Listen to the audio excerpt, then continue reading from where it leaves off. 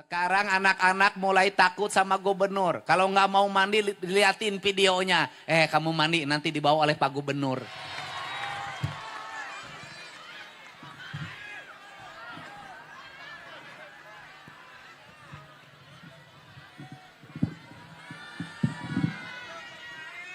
Assalamualaikum warahmatullahi wabarakatuh. Sampurasun. Apa kabar? Sehat? Masih makan enggak? Punya beras enggak? Punya duit enggak? Punya utang enggak? Punya suami enggak? Ya Pak. Ya Pak. Bapak duduk dulu ya. Ini saya minta silaturahmi. Iya, duduk dulu biar sama yang lainnya ya. Terima kasih. Biar semuanya sama ya. Ya, saling menghargai karena ini acara bersama bukan acara perorangan. Ya. Hari ini lengkap sekali ya, ada Pak Bupati sama istrinya.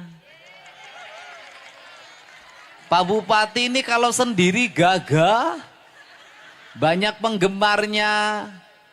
Kalau ada istrinya tak berdaya. Lihat penari yang cantik-cantik tiba-tiba matanya merem sambil astagfirullahaladzim, astagfirullahaladzim, astagfirullahaladzim. Begitu istrinya noleh kanan, alhamdulillah. Ada Bu Kapolres favorit saya, Kapolres perempuan calon jenderal bentar lagi, tepuk tangan. Ada Pak Dandim, ada Ibu Ketua DPRD, ada Pak Kiai. Udah Pak Kiai, saya mah biasa. Mau dibilang bapak tiri, mau dibilang bapak orang, kagak ada urusan. Tetapi yang paling penting saya tahu orang Cirebon cinta sama saya luar biasa. Bahkan mencintai saya melebihi cinta terhadap suaminya. Hari ini banyak yang meninggalkan suaminya sambil Kang Dedi lope-lope. Sama suaminya nggak pernah dibilang lope-lope. Karena istrinya tahu semua, kasihan yang duduk di depan ini. Siang berjalan, malam berkeliling. Pagi tak ada yang menyiapkan nasi. Siang tak ada yang mengingatkan, malam tak ada yang mendekapi. Karena aku memang duda. Iya, janda di depan ya. Janda terdepan, perawan terbelakang. Ya kenapa? Saya selalu dari dulu bukan hari ini aja 10 tahun yang lalu saya masih sering silaturahmi sama wong Cirebon. Orang Cirebon ada masalah, saya pasang badan paling depan. Bener enggak? Bahkan barangkali ketika orang Cirebon ada yang enggak ada yang belain, anggota DPR diam, saya yang belain. Aku tak jadi apa-apa aja, aku mencintaimu dan membelamu. Apalagi aku sekedar seorang, apalagi aku jadi gubernur, akan urus ke seluruh kebutuhanmu.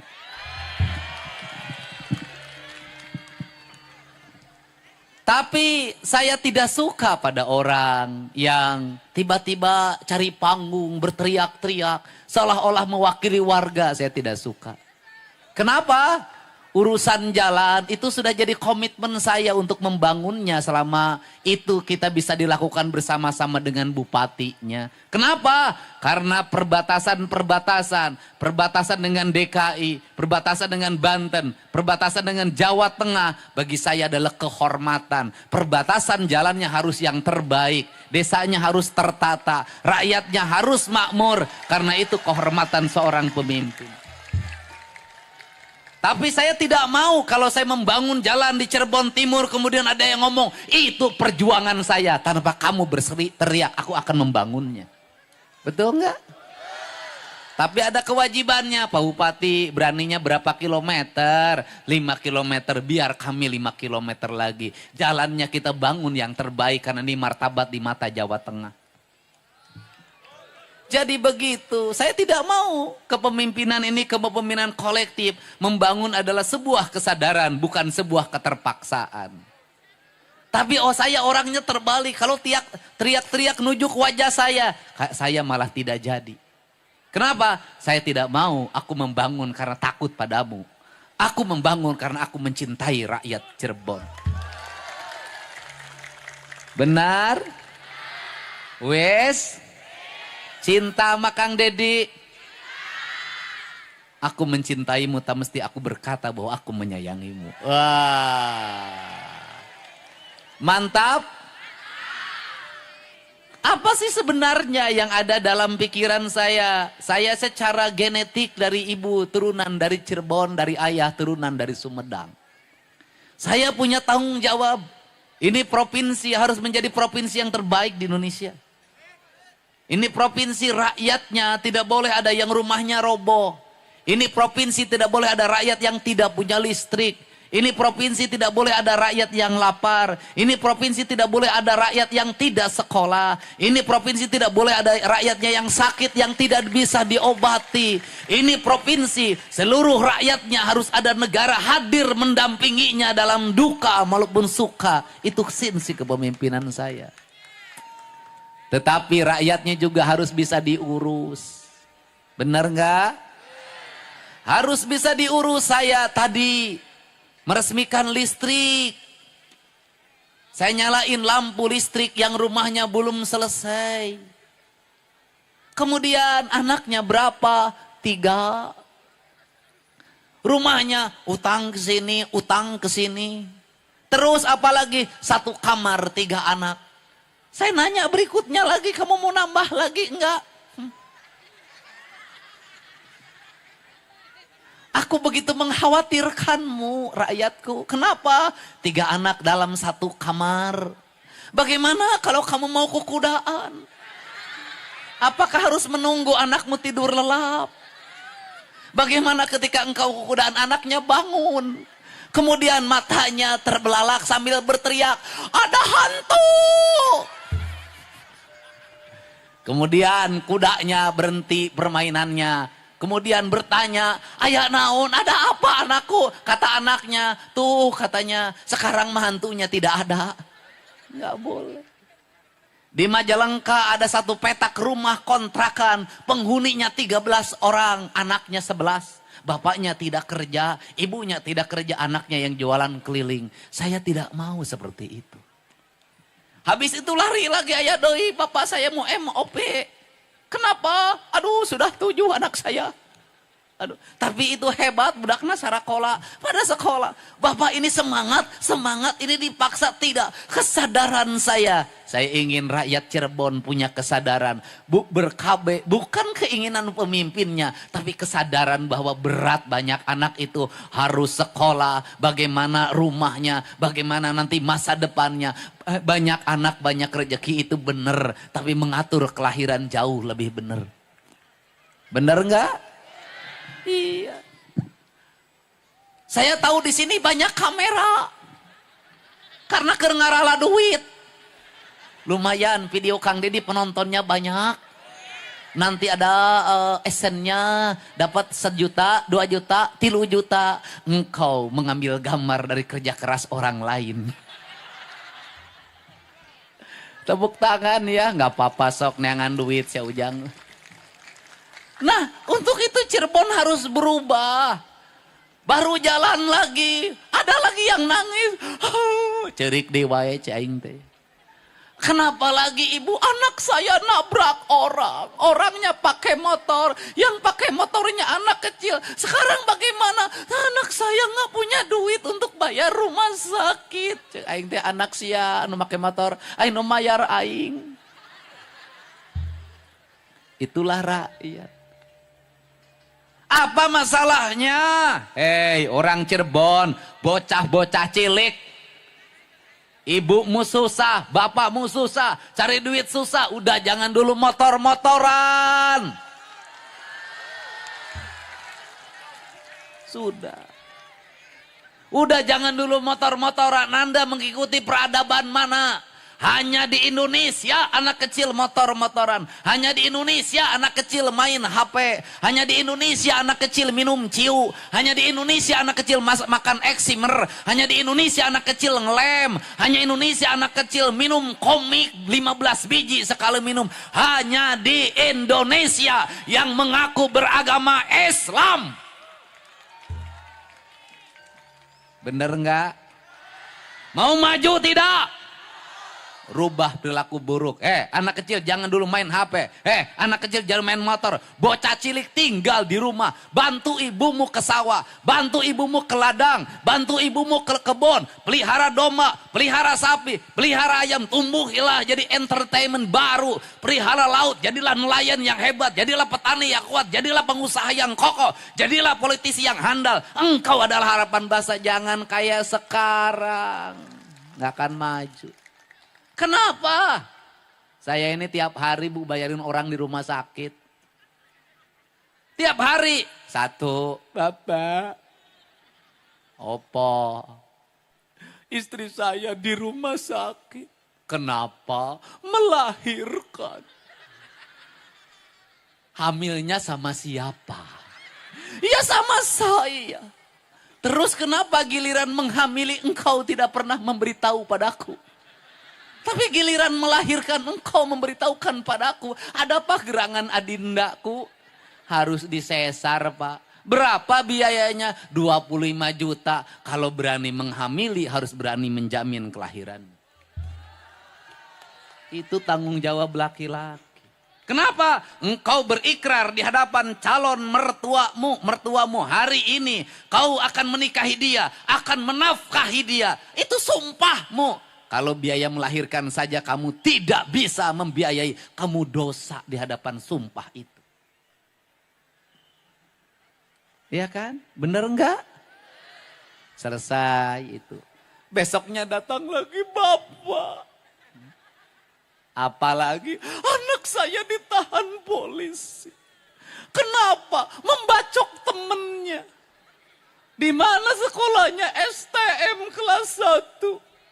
Masalahnya apa? Iya temennya di rumah sakit harus dibayar 15 juta. Anak kamu yang bacok, aku yang harus bayar. Ini keadaan Pak. Ini tiap hari. Tadi saya ditelepon lagi, Pak Dedi tolong saya. Bawa anak saya ke barak TNI. Masalahnya apa lagi? Dia nyuri emas saya 100 gram. SMP Pak. Kenapa ini terjadi? Masalahnya apa? Orang tua hari ini tak sanggup lagi menghadapi anaknya. Kenapa ini terjadi? Dibiarkan sejak kecil, diikuti keinginannya, makin gede makin susah diarahkannya. Sekarang orang tua nggak boleh lagi takut sama anak-anaknya. Kalau anaknya bangkang, anaknya melawan, laporkan ke gubernur, kita bawa ke kantor polisi, kita bawa ke barak TNI. Setuju nggak?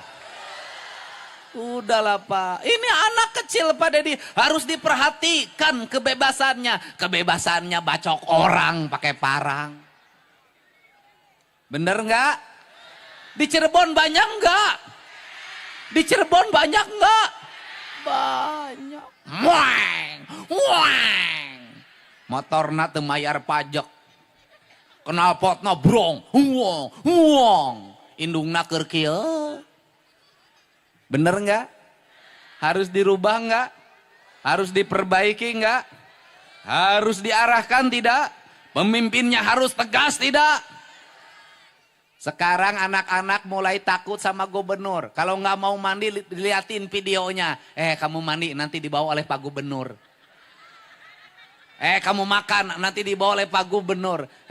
Kamu segera sekolah nanti dibawa oleh Pak Gubernur. Pak Gubernur hadir untuk nakutin anak-anaknya disuruh sekolah. Tapi efektif. Kenapa? Insya Allah nanti anak-anaknya tumbuh dengan baik. Tetapi ibunya juga harus ngasih contoh yang baik pada anak-anaknya. Hei anak-anakku jangan main HP. Ibunya juga jangan main HP.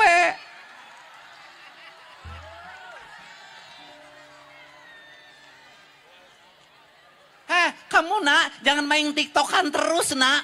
Jangan main tiktokan. Kasih contoh pada anaknya. Anak itu tergantung didikan ibunya. Perilaku ibunya akan menjadi contoh bagi anak-anaknya. Anak-anaknya kamu jangan bersolek terus. Atuh jangan bersolek terus. Sia ulah bersolek wae. Betul nggak? Ibunya ajarin anaknya nyuci piring, ibunya ajarin anaknya mengepel, ibunya ajarin anaknya memasak, ibunya ajarin anaknya nyuci baju, nyetrika baju. Ingat, anak-anakmu ulah dibere kejo mejikom. Kenapa? Hari ini banyak ibu-ibu pengadulan, pemalas. Tiktokan tapi mejikom, kejokom, mejikom. Aya nu liwat mie ayam. Liwat baso, tahu gejrot. Indungna tidak pernah masak, tidak bisa nyambel. Gawena tiktokan, berkumpul, berkerumun. Wajar kalau anaknya jadi geng motor. Ibu-ibu rubah dirimu sekarang ya. Mau jadi tauladan anak-anak? Anak-anaknya kalau nakal ibunya berpuasa. Kalau anak-anaknya lagi ujian ibunya puasa. Kalau anak-anaknya ulang tahun ibunya puasa. Kalau anak-anaknya sakit ibunya puasa. Berilah masakan yang baik bagi anak-anaknya. Karena masakan yang dibuat ibunya adalah doa bagi anak-anaknya. Maka saya meminta dalam surat edaran saya. Hei kaum ibu Jawa Barat. Sebelum nanti pemberlakuan makan bergizi gratis. Dari sekarang ke sekolah gak usah dikasih uang jajan anaknya. Kasihlah bekal yang cukup dalam bentuk makanan yang engkau buat. Karena dalam setiap butir nasi yang engkau buatkan, di situ ada doa yang tembus ke langit, doa keikhlasan seorang ibu pada anak-anaknya. Setuju? Setuju? Anaknya tidur, ibunya bangun tahajud, lihat wajah anaknya. Nah, wajahmu begitu mencerminkan wajah yang suci. Di malam ini aku berdoa bagi kebaikan dan masa depanmu. Itu caranya. Kalau nyuruh anak tidur jam 8, ibunya tidur jam 8. Jangan begini ngomongnya. Hayo cepet tidur kalian semua. Cepet tidur kalian semua. Cepet tidur kalian semua. Molor si indungna. Benar gak? Mari kita lakukan perubahan. Kenapa? Tokoh-tokoh besar yang hadir hari ini. Itu doa ibu-ibunya yang dulu dipanjatkan. Buka Polres doa dari ibunya. Pak Dandim doa ibunya. Pak Bupati doa ibunya. Ketua DPRD doa dari ibunya. Doa ibu yang tembus pada langit akan mengantarkan anak pada puncak keberhasilan hidupnya. Jadi kalau hari ini banyak anak nakal, kaum ibu segera introspeksi. Jangan-jangan ibunya tidak jadi tauladan bagi anak-anaknya. Jangan-jangan bapaknya tidak jadi tauladan bagi anak-anaknya. Jadilah kita tauladan bagi anak-anak kita agar anak kita tumbuh dengan baik. Setuju nggak? Setuju studi banding dihilangkan? Memberatkan enggak piknik? Berat enggak? Wisuda memberatkan enggak? Sekarang dibebasin agak turun nggak? Turun. Nanti jajan siswanya juga dikurangin. Ganti gerakan menabung. Anak-anak kita tumbuh dengan baik. Kembali ke peternakan, perikanan, kelautan, pertanian, industri kreatif. Agar anak-anak kita tumbuh bisa mengalahkan anak-anak Tiongkok yang didik hebat oleh orang tuanya. Oke. Betul tidak? Cirebon insya Allah ke depan jalannya pada bagus. Nanti saya kerjasama sama bupatinya untuk membangun jalan-jalan yang bagus. Nanti sekolah-sekolahnya terutama SMA yang kewajiban provinsi satu sekolah satu toilet. Anak-anak sekolahnya akan tegas. Dan nanti akan saya tegaskan pada guru-guru. Jangan pernah dinaikkan kelasnya. Anak-anak yang melawan pada ibunya. Anak yang melawan pada bapaknya. Tidak taat pada peraturan. Mabuk dan sejenisnya sepandai apapun dia. Jangan pernah naik kelas. Kenapa? negeri ini tidak hanya butuh orang pinter. Negeri ini butuh orang-orang yang saleh. Betul nggak? Setuju nggak? Ternyata bisa. Perpisahan saya larang berpesta pora, ganti disempot pakai damkar. Keren. Saya bilang suruh jalan kaki hari ini. Pak Deddy saya jalan kaki. Pak Deddy saya jalan kaki. Pak Deddy saya jalan kaki. Terpaksa yang saya lihat TikToknya saya suruh ke kantor saya kasih hadiah. Saya ajak makan bersama sebagai motivasi pada anak-anak Jawa Barat. Waktu saya tak ada lagi untuk diri saya. Saya sudah 2 hari gak ketemu anak saya nih yang hanya video call saja. Kenapa? Muter terus hari ini di sini, besok saya di Depok harus menyelesaikan konflik pertanahan yang ada pembakaran mobil. Siangnya saya harus bertemu dengan Menteri HAM, saya harus bertemu dengan beberapa wartawan untuk menjelaskan pikiran dan gagasan saya. Saya tidak akan pernah lelah untuk memperjuangkan agar rakyat Jawa Barat menjadi masyarakat yang terhormat. Dan saya juga merasa bangga hari ini. Kenapa? Rakyat sangat mendukung kebijakan-kebijakan pemimpinnya. Untuk itu saya ngajak sama Pak Bupati. Kalau gubernur memperlihatkan anggaran provinsi pada rakyatnya melalui YouTube-nya, Pak Bupati nanti juga lihatin anggaran anggaran Kabupaten Cirebon pada rakyatnya. Bupati jelasin, nih anggaran rumah tangga bupati sekian, nih anggaran dinas ini sekian, nih anggaran jalan sekian. Ini yang dikasih bantuan namanya ini. Saya sudah tahu kalau rakyat sudah percaya dia akan membela kita sampai kapanpun. Tapi jangan pernah kecewakan dia. Aduh. Rakyat itu seperti perempuan. Kalau suaminya dipercaya dia akan membela kapanpun dan dimanapun. Tapi kalau sekali dikecewakan dia tidak akan pernah bisa dibohongi lagi. Setuju? Setuju? Iya, saya ini kesini, insya Allah sebentar lagi nanti ada orang yang saya percayakan untuk sebagai penasehat ahli saya. Dia seorang profesor lulusan universitas ternama. Dia akan mendampingi saya untuk terus memberikan gagasan dan pikiran. Insya Allah. Dan yang berikutnya Pak Bupati, nanti di tahun ini juga kita akan cari titik-titik air agar orang Cirebon tidak kekurangan air pada saat musim kemarau. Kita beresin banjir di Cirebon untuk tidak terulang lagi. Kita data terus rumah rakyat miskin ada berapa kita perbaiki. Dan yang terakhir, kita data janda yang umurnya 30 tahun. Untuk kita carikan suami yang bertanggung jawab. Tapi jangan berikan saya seorang janda. Karena tak akan membuat hidup saya bahagia. Saya cukup begini sajalah jadi duda karena hidup saya merdeka.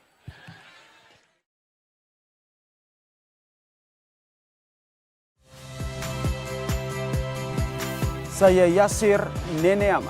Saksikan program-program Kompas TV melalui siaran digital, pay TV, dan media streaming lainnya.